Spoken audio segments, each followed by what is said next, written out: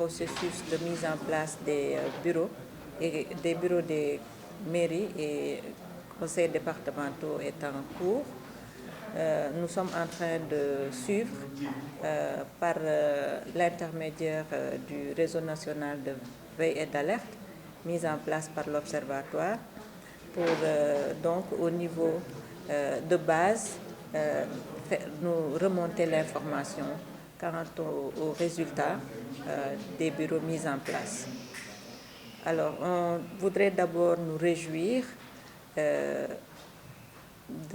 du fait que certaines autorités administratives, notamment préfets et sous-préfets ainsi que maires, ont bien voulu se conformer de façon rigoureuse à la loi sur la parité. La loi 2010-11 du 28 mai 2010 portant instituant la parité absolue entre les femmes et les hommes dans toutes les institutions totalement ou partiellement électives.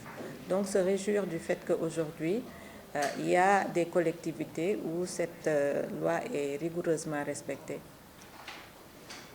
Et nous réjouir aussi du fait que, à partir des premiers résultats obtenus, il y a quand même une progression du niveau de représentation des femmes en qualité de maire ou de président de conseil départemental, avec aujourd'hui 18 femmes maires contre 15 la dernière fois et 3 femmes présidentes de conseil départemental contre 2 la dernière fois.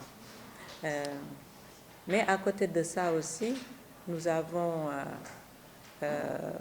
observé beaucoup de cas de violation de la loi sur la parité dans la mise en place des bureaux.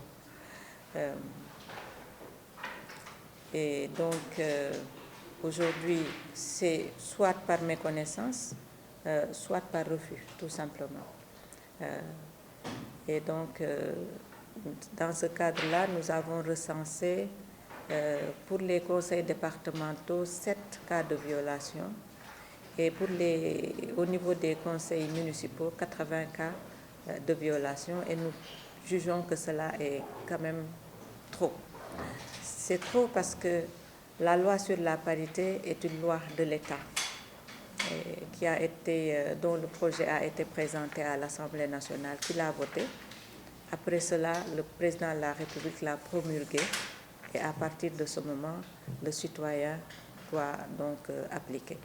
C'est pourquoi nous pensons que les autorités administratives représentantes de l'État, les collectivités territoriales qui sont des démembrements de l'État dirigés par les maires et les présidents de conseils départementaux doivent se plier donc à la loi de l'État parce que c'est des représentants aussi de l'État. C'est pourquoi nous avons jugé que ce qu'il y a comme cas de violation, 80 recensés à ce jour, c'est quand même trop.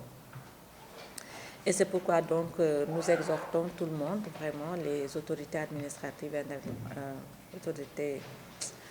administratives, les maires, les présidents de conseil, vraiment à respecter de façon stricte les dispositions de la loi sur la parité et son décret d'application, qui précise le caractère alterné des sexes dans la composition des bureaux, et cela conformément aussi à la jurisprudence. La mission de l'Observatoire, comme son nom l'indique, c'est d'observer l'état de mise en œuvre des droits des femmes, dont la loi sur la parité.